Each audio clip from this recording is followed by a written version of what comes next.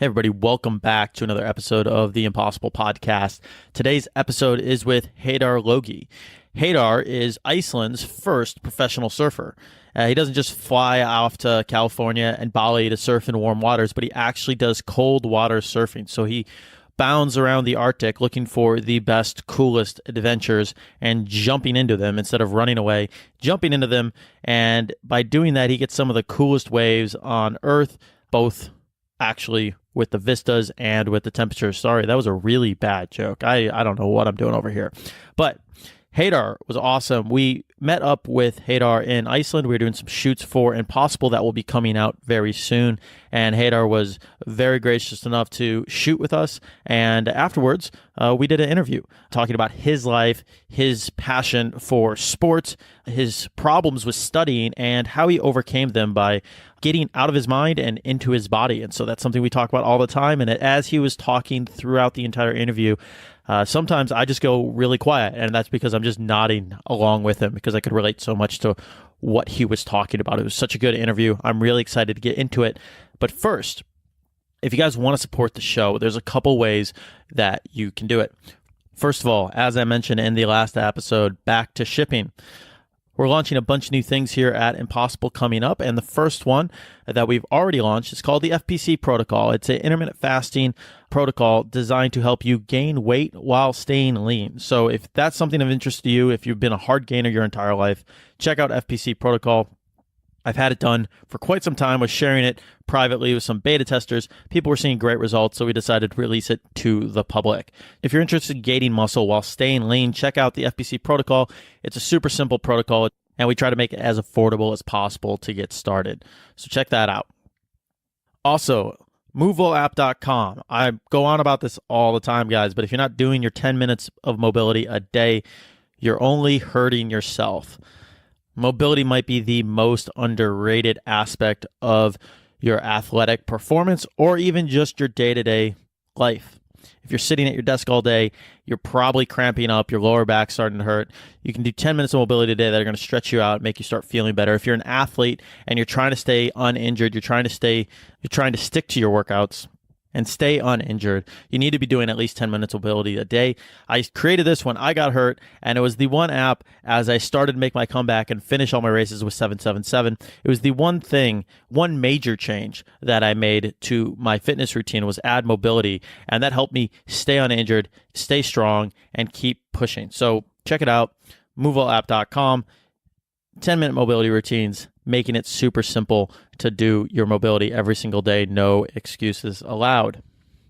And finally, ImpossibleGear.com. If you don't have an Impossible shirt, you need to go get one.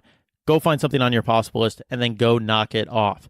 Next up, as I mentioned, we are launching a bunch of new stuff at Impossible, and the first thing that we have up here, guys, is sweat-activated Impossible shirts. And so if you have your Impossible shirt and you want something just with a slight tweak, this is sweat-activated apparel. And basically what happens is as you sweat, it's a normal gray t-shirt with the Impossible HQ URL on the back. But as you sweat, the Impossible logo is activated and it starts to show up across the chest. At the same time, there's a quote on the back that says, "It always seems impossible until it's done," which is one of my favorite quotes ever. So as you work out, the logo starts to kind of appear and the quote does too. And when that happens, then you're allowed to go home. So check that out. It's available for pre-order for the next couple weeks, but we are trying to get it to you guys by Christmas. So we're going to close those down, and then they won't be available again till 2019. But if you're interested in getting your sweat-activated Impossible shirt, check it out at ImpossibleGear.com. All right, guys, that's it for announcements. Let's get into my interview with professional cold water surfer Heidar Logi.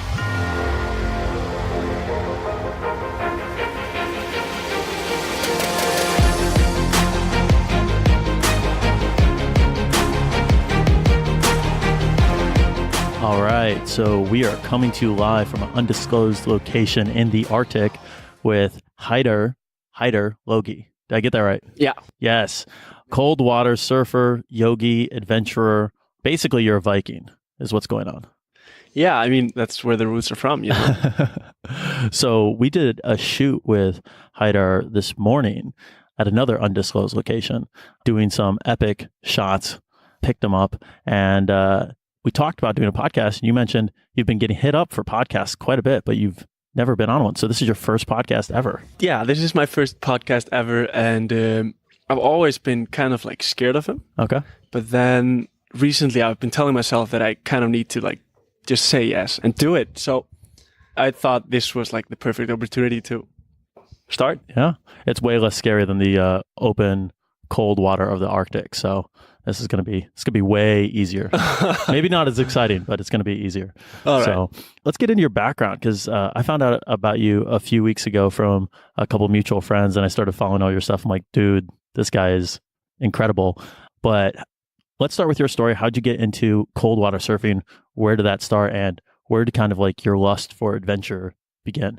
So this is a long story, but we got time. Yeah. So growing up, I grew up as a hyperactive kid, you know. I was always running around and I was constantly getting into trouble, you know. And like school stuff and everything that included like sitting down and having to focus on one thing just didn't really work out for me. I remember when I was starting school, I hated it from the first year. And the reason was because I was always bad at sitting still, always bad at focusing, and the teachers would just like give up on me. Yeah. They would tell me to get out of the classroom, send me to the principal, and every time I would get sent out of the classroom, I would just hold my breath and I would just start running, you know, because I had so much energy. I would just, and that was like my natural way of releasing. And then I ended up getting expelled from second grade from the school. I got sent to like a children's psychiatry, and I got put on Ritalin from a very young age. And that went on for 10 years, the Ritalin. But growing up in Denmark and living there as a kid was actually good, because the system there for kids that are having troubles is pretty good. So when I moved back home when I was about 14. And home is Iceland? Yeah. Okay. I got sent to a normal school. I just started a normal life, except I was still hyperactive, you know, I was still on Ritalin. I mean, school wasn't like a major problem, except I was the worst in class, you know? Yeah. But that happens. So I started snowboarding when I was 12.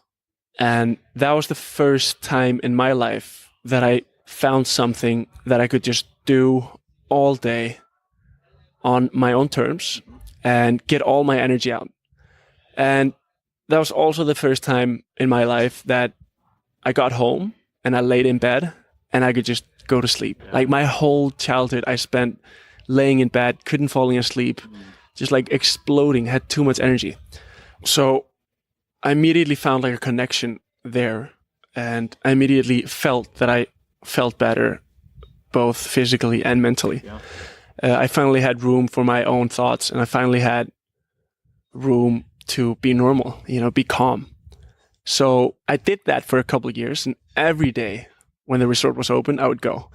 And I would even skip school if I needed to. I made a deal with my teachers that if I would study the things we were going to learn in the class during that day, before 10 o'clock, I could go snowboarding. How old are you when you're negotiating with your teachers? 12.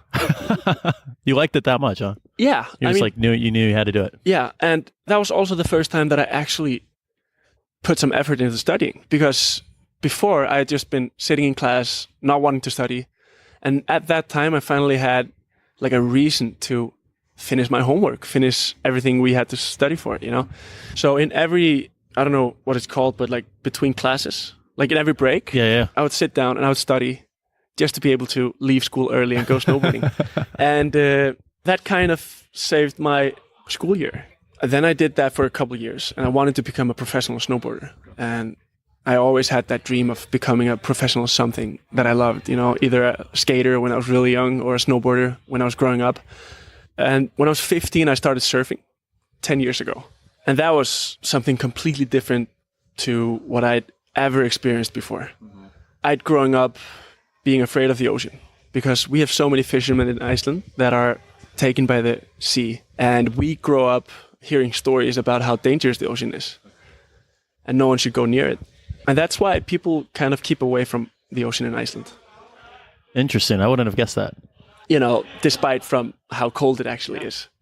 So I found the love for the ocean when I was 15, and within a couple years, surfing just took over everything. I kind of stopped snowboarding, I kind of stopped skating, and I couldn't think about anything else than surfing. So yeah, that's how I got into it. Yeah. So you're 25 now? I'm 25 now, yeah. Okay. I've got a ton of questions. And when you're talking about wearing yourself out with snowboarding and being able to like finally find something that like lets you fall in bed and fall asleep. I've done a bunch of different races, and there's nothing better to me than like finishing a day so tired because you just like left it all out there and you can't do anything but sleep. Like I know the days where I don't expend that much energy, I just sit and stare at the ceiling and I'm like, I can't fall asleep. So when you're saying that, I'm like tracking all the way with you. Oh yeah. And I mean, seriously, if there's anything that I'm willing to put an effort in for, that's to be able to sleep at night. Yeah.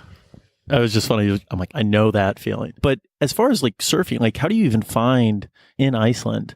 Okay, you're in Hawaii. I understand there's like surf spots and there's places and there's a culture and everything.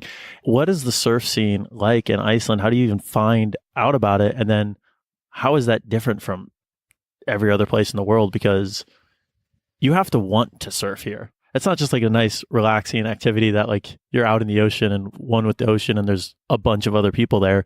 When we were out there this morning at the undisclosed location, you're the only one out there. And it takes an effort that isn't necessarily required when you're surfing in other locations around the world. The thing is, waves are always going to be waves. Bad waves are bad waves, good waves are good waves. But what's different is the surrounding and the temperature, obviously. So I grew up surfing in Iceland, and I lived nearby a beach where there were small waves a couple times over the winter. Definitely not consistent, but like, I could see it out my window whenever there were like knee-high waves, and I would get out there. Yeah. And then as I got older and I started traveling more, I kind of just realized how much there is to explore. Yeah. Before I started traveling, I always thought that I needed to get away from Iceland, live somewhere warm, somewhere that I could surf every day or surf good waves or, somewhere that surfing is normal. But then I saved up some money and I started traveling. And within a few places that I went, I always started realizing that I missed home, that I missed surfing at home. Now I try to spend my money on traveling around Iceland and surfing around here instead of traveling around the world and trying out new places, because there's so many places that I haven't been to in Iceland, and I've been all over, and there's so many things to explore and that's what's different. It's driving for hours through a snowstorm to get on the other side to potentially get some good waves or not, or just to drive back home. You never know what you're going to get in Iceland. Compared to Indonesia, you see a swell, it's going to be good. You can go to a spot, surf it for a couple of days, it's going to be good. Yeah. While here, you drive 5 hours maybe just to drive back. Or when you get that lucky day and when you actually stumble across good waves, you get such a crazy feeling of sense of accomplishment. You get this crazy feeling that you've put in so much work and effort and time and money and not so many hours sleeping and skipping sleep. And then you just drive towards the ocean and you come up to a spot and it's just firing. Yeah. And there's no one there. And that's what I like about surfing here. When you go 5 hours and you get that wave, that's like such a different sense. You work so much harder for it that it pays off so much more than if you just wake up and, there's a nice wave there. Exactly. And also, spending nights on the same spot over and over again, waking up, knowing that you're going to get good waves, waking up, eating, surfing, going to sleep over and over. I kind of get a bit bored. With time, I realized that surfing wasn't really the only thing that I loved. It's also the adventure around it. That's a big part of it for me, at least. Finding the wave. Yeah. That's awesome. So I was going to come to this later in the podcast, but can we talk about the truck? Yeah. Yeah. Absolutely. Yeah. So we're out there filming with you today, and you pull up in this truck, and it's awesome. And I assume that's kind of what helps you adventure around Iceland and figure it all out. And do you want to talk about, one, how you got hooked up with that, and then two, how you use it and how you use it to kind of find the adventure and find the surf? Oh yeah, having a good car is essential if you want to surf here. So that's my first priority. It's to get to the spot. And I've owned a couple older cars on big wheels. Like me and my friend Ellie, we actually own a camper at the moment, which we've had for a couple of years. It's sick. It's like 1987. It's been lifted, big wheels. It can get through anything pretty much, except a lot of wind because it's so big. But the down factor is that it breaks down a lot, pretty much every trip. So we've been stranded in places that have no cell phone reception, that have nothing, just stuck. Yeah.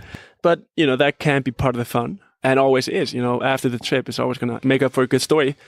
So the thing about this truck that I drive now, it's a Nissan Navara on 35-inch tires, which is just the perfect middle way. You don't want it too big, you don't want it too small. What I pretty much live for is that we see a storm coming. We check if the wind's going to be good for the waves, and if the waves are going to be good too. We drive through the storm, and a lot of the time we end up getting stuck. We have to take the car free, and then we surf the waves behind the storm, as I said before. But this truck is specially designed for surf mission for me. I have a camper on the back with a heater in it, so I can pretty much just stop anywhere and sleep overnight. And instead of going to spots, surfing, going back to the hotel or to like a guest house, we can just stop there, set the camp up, go surfing, get back in the car, go to sleep, wake up the next day, surf even more. That's sick. I love the idea that one of the concepts I talk about on the site quite a bit is when things are hard, things are impossible. Most people run away, they go away from them. But if you go through them, that's like where the good stories are. That's where like the experiences are. That's where the adventures are. And it's like the storm's coming. Most people are like hunkering down, staying inside, trying not to go out. And you're like, I'm going to actually drive through the storm, because when I do that, there's good waves on the other side. Yeah. Having to work for things, it's like a must do. If you don't have to work for anything ever, you're just going to get bored. You're just going to become depressed. Yeah. And that's like a major thing. Having like a thing to work towards, it's a must. I think that like positive stress of like spending all day snowboarding, like we were talking about earlier, like spending yourself in a day. Oh yeah. And finishing and being like, I got nothing left. I got to go to bed because I'm done. Like those are the best. You have like spent all your energy. You have all these endorphins that are coming from the experiences, from just knowing that you left it all out there. There's no other feeling like that. And I've done ultra marathons and all sorts of other stuff, and I don't even like running that much, but I love getting through the race and having the feeling on the other side of that. I hate running, but I love what running gets me. You mentioned surfing isn't the only thing that you love. It's the adventure of finding the surf. Exactly. It's like, that's the piece. That's the thing. That's awesome. So when you go on these camping trips, how many days do you go out for? It really just depends. Sometimes it's just overnight. Sometimes I see there are going to be waves early in the morning. So I just drive there the night before, set up camp, and wake up early. And then I can wake up and look at the waves and decide if I want to go out or not. Instead of waking up super early, driving to the spot, and maybe it's not even good. So if the waves aren't good, I would just go back to sleep, then drive back home or spend the day out in nature. And if it's good, I wake up, make some coffee, and get out there. So it's like the ultimate surf vehicle. But of course, we've spent, I don't know, not in this car though, but our other camper, we took to the Faroes for 2 weeks. And that was actually quite easy because it's heated, it has a stove, it has everything you need, except it's like a compact space. But the heater broke down on day 3, and it was snowing in the Faroes. So we had to wake up a couple times a night, put on the stove, and then turn it off again before going to bed. But that makes the trip even better. But yeah, so I'm sure I could spend like a month or 2 in the car. Really? Comfortably, yeah. What's the longest you spent? I think it's 2 weeks. Yeah. Just you, or you and a friend? Or no, that was the Faroe trips. I think that was the longest. But what we primarily use it for is when we see swells that aren't close to home, we drive there, and it's to have somewhere to stay and to be able to get to the spot. Because a lot of times there's not even guest house. Yeah, exactly. Nearby. Imagine surfing a spot and having to drive for an hour to get somewhere, or even 2 hours to get to where you're sleeping, and then back again the next morning. You save so much time on just sleeping on the spot, and you get such a better experience out of it. So you started surfing at 15. You're 25 now. When did you realize, you always said you wanted to be a professional something? Is surfing pretty much what you do full time right now? Yeah. Yeah. Surfing, yoga. Yeah. Well, actually, I don't teach that much yoga at the moment. I'm focusing more on my own practice because I feel like I just have like an X amount of time I'm giving yoga a week. So if I'm spending that time teaching, then it's gonna eat into your other time. Yeah. Yeah, exactly. So I just want to spend my time that I give myself for yoga for my own practice. But my main income comes from surfing, from sponsors. I work with a great company, a local company called 66 Degrees North. Yeah.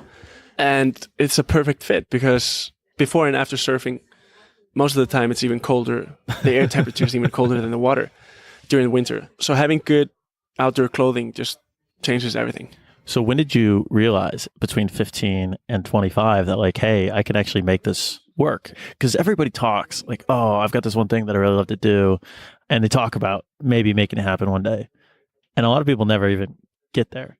And so when did you start to realize that, hey, this could be a thing that like, instead of just negotiating with my teachers to get out of classes, that I could actually make this a thing. And I don't have to keep doing homework. I can just go do this. I don't have to go to a job. I can go surf every single day. Yeah. So I was pretty sure I was going to get to become a professional snowboarder before I started surfing. But then when I started surfing, I thought that was just going to be something extra on the side. And then when it took over and I realized that I just want to surf, I kind of had to start over again. So at that point, I realized I wasn't going to become a professional snowboarder because I liked surfing more. Mm-hmm. And I kind of gave up at that moment. So I got a real job. Okay. What was it? I was a waiter for years. Yeah. And I liked it because it was like shift work. So I would work a couple of days and then get a couple of days off. And then I could spend all those days on doing something that I actually like. And then a couple of years went by. And when I was around 19, a lot of my friends were telling me that I should try and become a professional surfer. And I was like, yeah, I don't know. I'm pretty happy as it is. I don't stand a chance out there. And then I went on my first surf trip with my friend Logan Landry. And I visited Nova Scotia and we went to California and I spent 3 months total. And being around him and being able to ask him a lot of questions about professional surfing kind of made me realize that I had something.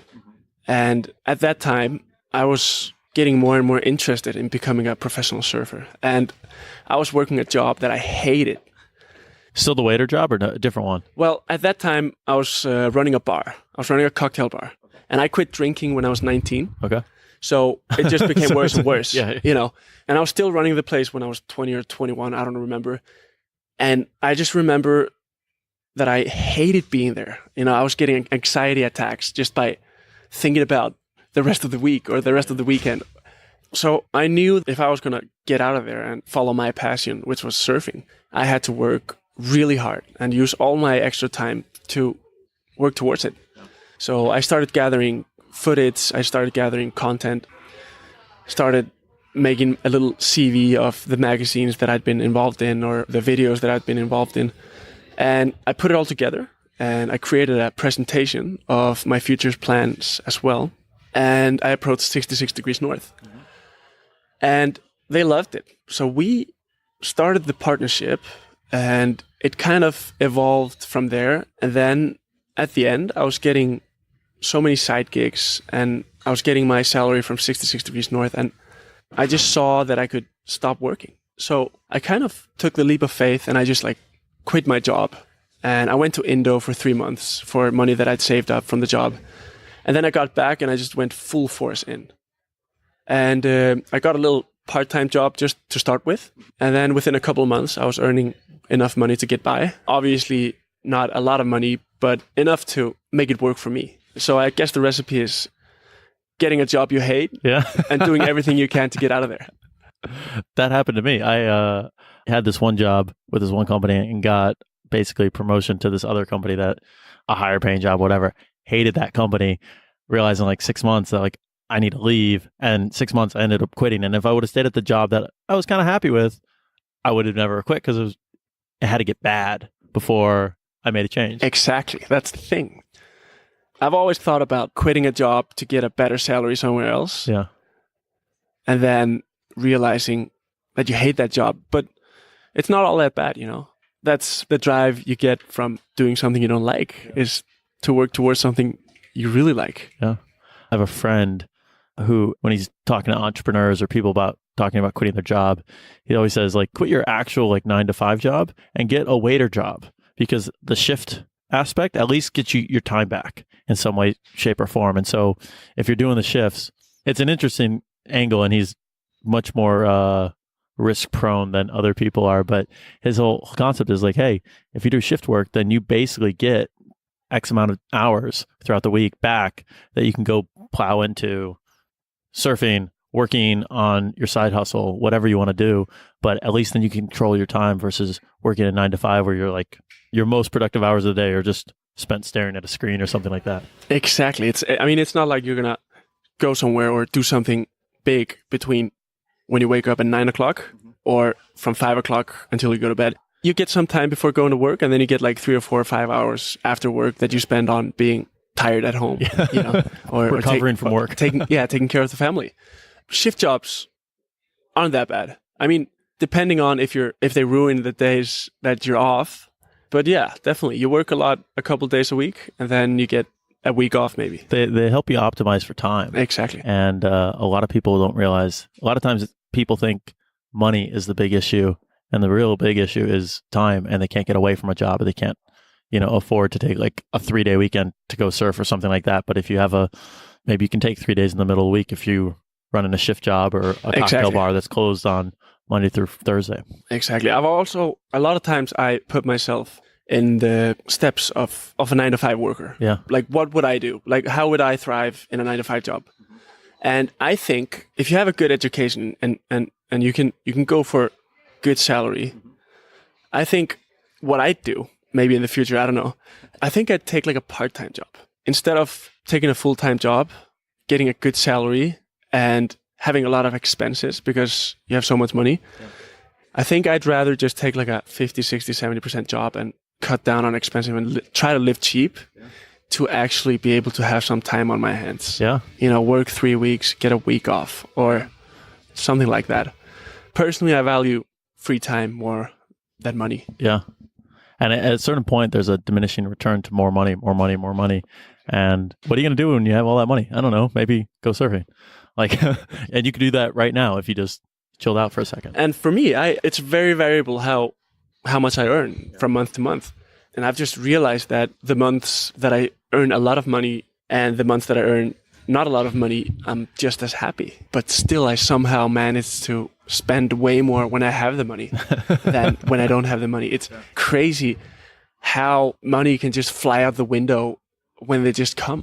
What are things that you've done to like reduce your burn rate to focus on surfing, especially when, maybe you're in the leaner months, like early on, where things weren't as like established as you are now? Well, I work with a restaurant that sponsored me. So I don't know, maybe it's hard to say that that's a trick, but that's at least a trick that I can use for myself. So yeah, I work with a restaurant, so that takes down a lot of my expenses for food. There's also a fish market that I work with, so I get the fish that I need and I eat healthy. You don't drink anymore, so I don't drink alcohol, so that saves me a lot of money and time, and yeah. I just try to stay content, not buying a coffee every second hour at a coffee house. I don't ever shop for clothing on the internet or in stores, pretty much. It's very, very rare. Yeah. It's kind of funny to hear you talk about it because it seems like, when people are stressed out and doing stuff they don't like, you almost have to spend more money to deal with the fact that you're stressed out and unhappy all the time. Yeah. Versus if you're just like, you know what? I had a good surf day today. I'm going to sleep well tonight. Like, you don't have to go out and buy something from Amazon or, go have a drink to forget about the bad day you had at work. You spent all day on the waves. Exactly. Yeah, I've never understood that, like having to buy all these things on the internet every day, Yeah. That's awesome. I really like that. And being content is one thing I'm not very good at. I'm always trying to, especially with like adventures and like what I'm capable of, I'm always looking at like the next thing. But then it like seeps into everything else. And then I'm like, Like, hey, you know what? Things are good right now. You just enjoy yourself for a second. Oh, I'm being content. I was just talking about stuff you don't need. Adventures are things you definitely need. And I spend all my money on adventures. I don't know. I spend like $1,000 on petrol every month or even more. And for that, I allow myself to spend a lot of money on things that I'm going to remember and things that are going to give me something for my Your memories and my memories. I like the fact that you mentioned you spent like $1,000 on petrol because in context, like without the 10 minutes of talking that we did before that sounds like an insane amount. But when you're just like, you take basically the amount of money that people spend on like coffee and like random bad food they don't need and alcohol and like eating out in like a month or whatever, and you take all that money and you shove it into petrol, and it's like, it's just reallocating a lot of budget that most people are already spending, and you're just putting it towards getting around Iceland. I really try to be careful on not spending my money on rubbish that I don't need. But when it comes to adventures and things to do, I just try not to care, to be honest. Even though I can't really afford it, I'm just like, I gotta do this. Yeah, it'll be worth it. It'll be worth it. I'll lay low on spending money for a while, but I gotta spend the money on this. What are one or two of the adventures that like pop in your mind when you want to tell a story, or when you're like, or even just recently that you're like, that was awesome? I don't know. The last few weeks have been a little weird. One of my best friends who I surf a lot with is abroad. Okay. And the other two guys that I surf a lot with too have been busy. Okay. So I've been driving to these spots.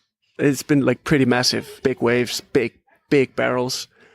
And usually I don't really like surfing alone, but I've actually been enjoying surfing by myself for the last few weeks. Okay. Even though it's like big waves and it's super shallow and it's kind of like dangerous. Yeah. I just think it's awesome to, have something that you know that you love, but you don't want to do it because you're alone, and then just do it. That's like accomplishment for me. Yeah. Because if nobody wants to come, or, if everyone's busy, it's kind of been holding me back to go by myself. Yesterday, I had an amazing surf. Yeah. It was double overhead. It was crazy big. It was just me. I had my GoPro.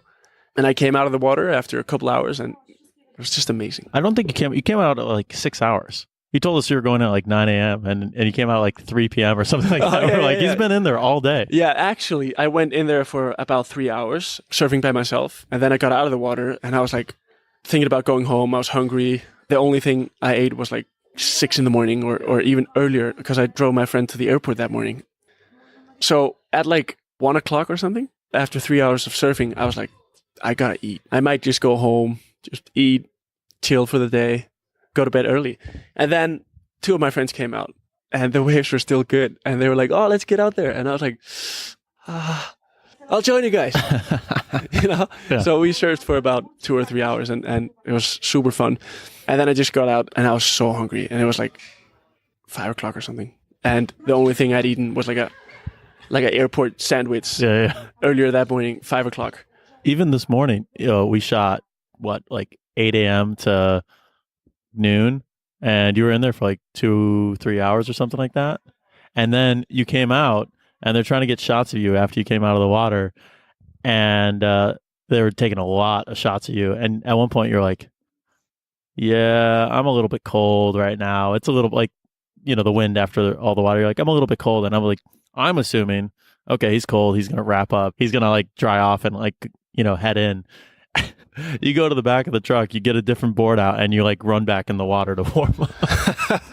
Yeah, that's the strange thing. It draws me so much towards it. Yeah. And surfing for the first few hours, filming with you guys was fun, and I had some good waves, and I just wasn't really ready to stop. Yeah. So I grabbed a different board and I went out there, and I was out there way too long. It was like 2 more hours or something, and I was pretty cold after, but getting on land, standing for a couple minutes, it makes you cold. Yeah. So it's better to get out in the water and swim. It creates a bit of warmth, but I never got fully warm again, which is fine. If the activity is good enough, cold isn't anything that should stop you. Yeah. But I had a little thought about this after you guys left, and after I said to myself, all right, this is the last wave. And then I got a really good wave, and I thought to myself, oh my God, this wave was way too good to stop. I got to get one more. So I paddled back out, and I got a shitty wave. And I was like, this can't be my last wave. It's too bad. So I was kind of like stuck between two of either the wave being too good and I'm not going to stop if the waves are this good, or the wave wasn't that good and I can't, stop after this wave. I got to get one better one. Yeah. So I probably stay out there for like an hour, just catching good, bad waves and just like dealing with myself, because it's funny. Like you get so much energy from taking a wave. Yeah. It energizes you on a different level than anything else that I've experienced. And you paddle out there, you sit for a couple minutes and you kind of like start like getting calm and you're like, all right, this is my last wave. And then you get a wave and you're all hyped up and I'm like, I'm never going to stop. I'm just going to keep going. So it can draw for a couple hours sometimes. So I'm curious on the meditative effect or the effect of you, when you're talking about being in school, being way too hyperactive for a desk, and then being out in the water though. Like sometimes you're sitting there waiting for a wave and it can be, we were sitting and watching you and we had the drone up and the drone battery was dying. They're like, just take any wave, whatever. And you're like, no, it seems like he's waiting for the big ones. I think he's pretty selective if he's out there. But in between the waves, when you're waiting for something, like I'm curious with this and the breathing and the yoga practice that you've got and all that, like the meditation during a specific activity where you're doing something, but you're not, maybe you're waiting on something to happen in order for the next thing to hit. Like, is that kind of how you found a way to calm down, is like doing these extreme activities and then being able to be like, oh, I'm going to like settle into this now? Yeah, there's definitely a connection.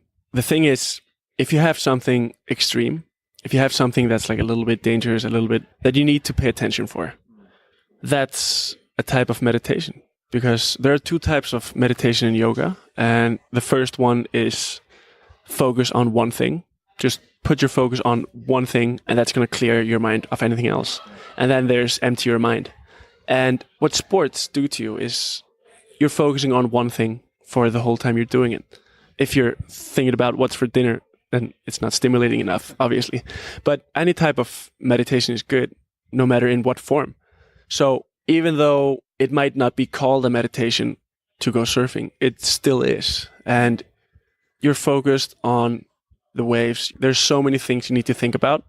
And there's so many things that keep you occupied. And after a session like that, it's like doing a 7-hour meditation, And that's what makes you feel good after. Not to mention the energy you burn. And I just feel if I don't burn the energy, I don't have room in my mind to think. I just have so many thoughts and I just get so restless. And I even if I have too much energy, I tend to get lazy, I tend to just like scroll Instagram because I can't think what I want to do. So as soon as I do something and get that energy out, I have room to figure out what I want to do. The laziness coming from too much energy is really interesting, because you're like, I got to do something. So I'm just going to like scroll. Yeah. And same thing, with running. It's just like, I've never been the guy that's going to sit down and be like, I'm going to do a 20-minute meditation sitting on my couch. But I will go for a 5-hour run. And at that point, I'm going to zone out and like, I'm going to solve every single problem that I've been bouncing around in my head. And then I'm going to forget about them all. And by the time I'm done, it's like, I'm in a whole different place. Exactly. I've always found that the active meditation, even like I'll talk about like cold showers or cold water therapy, where you just like sit in like an ice bath. And like, that's way easier for me than like even just sitting for 5 minutes and like, how do I feel right now? It's like when you're in an ice bath, you have to like focus on breathing, because otherwise you're going to hyperventilate. Otherwise you're going to get hyperthermia. Yeah. So I'm curious on the cold water for you. Is there a specific appeal to the cold water of like surfing in Iceland versus like surfing in a warmer climate? Or is that part of the appeal? Or is it just like it's harder, so that makes it more fun for you? Well, yeah, you definitely don't get bored because there are so many other things that are keeping you occupied. But when you jump in the water, you're not cold, except if you're cold before you went in the wetsuit. But the cold parts are when you take your clothes off and put the wetsuit on. But that all becomes nothing when you look at the waves and you see it's pumping. You're willing to do anything to get out there. So taking off your clothes and getting a little cold is a piece of cake because the rewards are so big. But then you get out there, you paddle, you get warm. But if you end up sitting for too long, not to mention the coldest days of the year, like minus 10, 15, you're gonna get cold. Your feet are gonna feel like 2 blocks of ice. You're not gonna feel when you stand up on the board because you're so numb. But even at those times, you're thinking, okay, I'm freezing, I'm shivering. Should I get out of the water? And then you think, I can't. The waves are just too good. I'm gonna regret it. If there's anything that gives you this much, no matter what it is, you're always willing to do whatever it takes to get it. You kind of see it with drugs, with drug addicts. They get addicted to it, Not that they want to get addicted to it, but there's just so much force pulling them towards it that, sometimes they have to do things they don't even want to do to get it.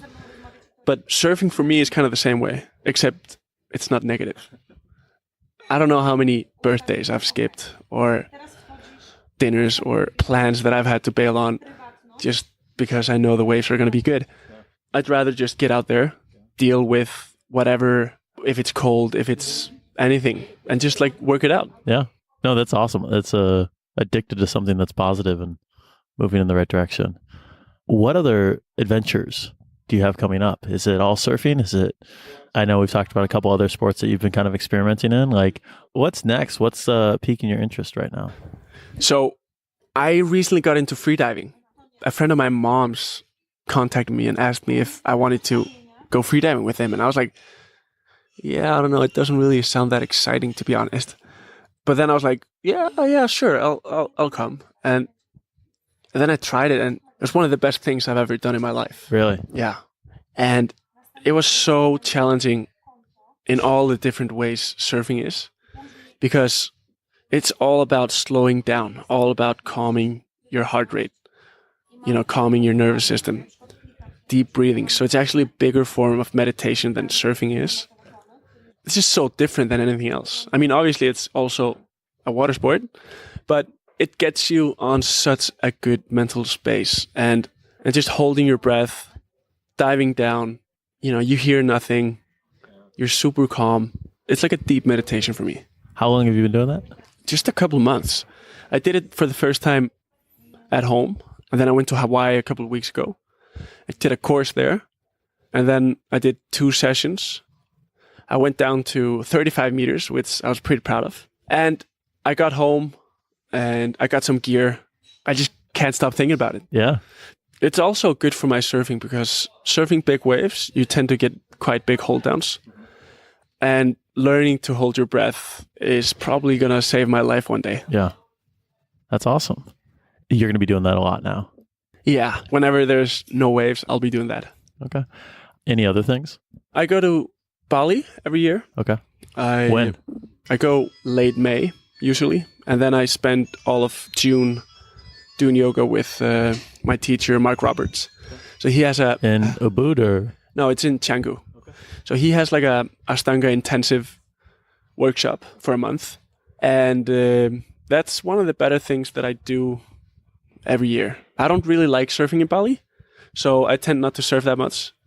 But I just spend all my energy on doing yoga and learning more. Are there any new surf spots around the world you're trying to check out? Yeah, there's a couple spots that I want to score at home. Okay.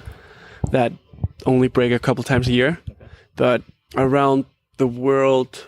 You can give me regions if you don't want to give specific spots. I don't know.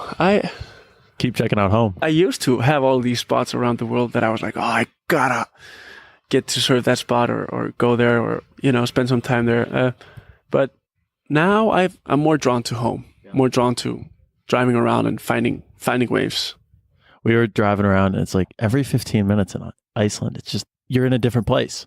The weather's different, like the topography is different, like something else is going on. And part of the reason we came out and decided to film stuff here is because you can hit so many different types of things and so little time. And the island's way bigger than you think it is. The first time I came here, I was like, oh, I'm definitely going to drive around the island in like a couple days. And I'm like, quickly realized, definitely not going to happen. Yeah, there is a quick ring road that can take like 3 or 4 days. Yeah.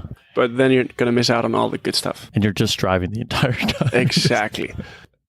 So, cool, man. Well, we can get you out of here. But before we do, if my audience wants to find out more about you and follow you, Instagram, website, stuff like that, where's the best way for people to find more about you? I'm pretty active on Instagram. It's Heidar Logi. I'll put a link in the show notes so people can check it out. Yeah, and that's it. I mean, I have a website, not very active on it, but HeidarLogi.com. Yeah. But yeah, I'd say Instagram is the place. Okay.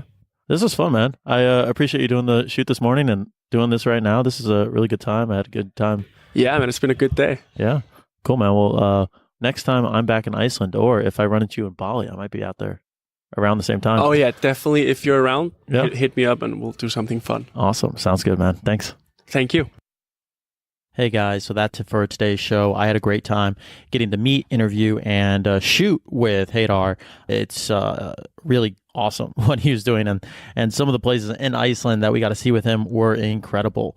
If you guys enjoyed the show, I'd really appreciate your help. The best way you can do that is to leave a rating and review on iTunes, 5 stars. If you guys are enjoying the show, it's the best way for us to reach more people and inspire them to push their limits and do something impossible. If you guys are interested in pushing your own limits, there's a couple other ways you can support the show.